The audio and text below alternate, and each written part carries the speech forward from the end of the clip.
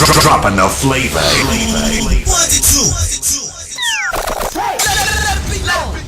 It's DJ Menace.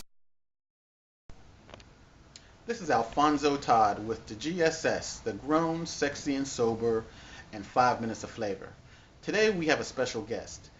Everyone knows him as DJ Menace, but we know him as Mr. Gazer Fry. Hey, we appreciate you coming in today. No problem, Alfonso. All right, there's been a lot of controversy. What we want to do is get a perspective from you. First of all, tell us about the real DJ Menace. Okay, you want me to start from like back in the day, like Yeah. Let our Okay. viewers know, about you. What no one knows. Okay, well, I started out as the DJ back in my early teens, like 20 years ago. I basically started doing house parties and became very, very popular with my house parties. People used to walk from different cities just to come to my house parties. Wow, We used to okay. shut down clubs and everything. Like they were that big back in the day. So anyway, I mean that's how I started. And then I eventually got into radio, doing radio, DJing, I had a mix show on college radio for 5 years. I worked with some radio stations down in Philly, was doing major nightclubs in Philly. Then I wound up, getting real popular and started DJing all up and down the East Coast, nightclubs and concerts, parties, you name it. Wow. So now tell me this: when you were DJing, what would you say is the your claim to fame? What is it that really put you out there?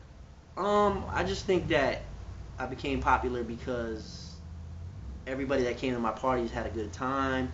They liked the music. They just liked, the energy that I had, and my energy kind of transformed into the crowd and this and that. I actually got discovered by the Thunderbox TV show that I was a DJ for a year.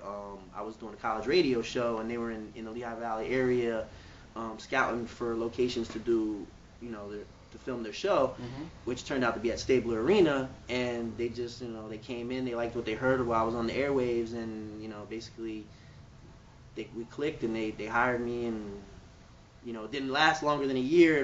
The show folded, but it was a worldwide syndicated show, and and then I moved on to other things after that. So you were like international then?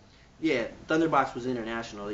Overseas, it was filmed, it was aired, and all that. Oh wow. Okay. So when you think about the DJing, you had mentioned something about your love for the music, and Yeah. is that what got you into it in the first place? I always had a love for music, and it was like not one type of music. It was just all different types of music, and my just love for music. And then when I started DJing, it was just, this is just my destiny to be the DJ. You know what I'm saying? Because that feeling that I get when I see what I can make people, how people react to the way I play music and the way I rock a party is just me. Oh, okay. So so you like that kind of I guess you feel the crowd, the control of the crowd. Right. As far as just putting it out there and people just vibing to it. I just like to see people have a good time.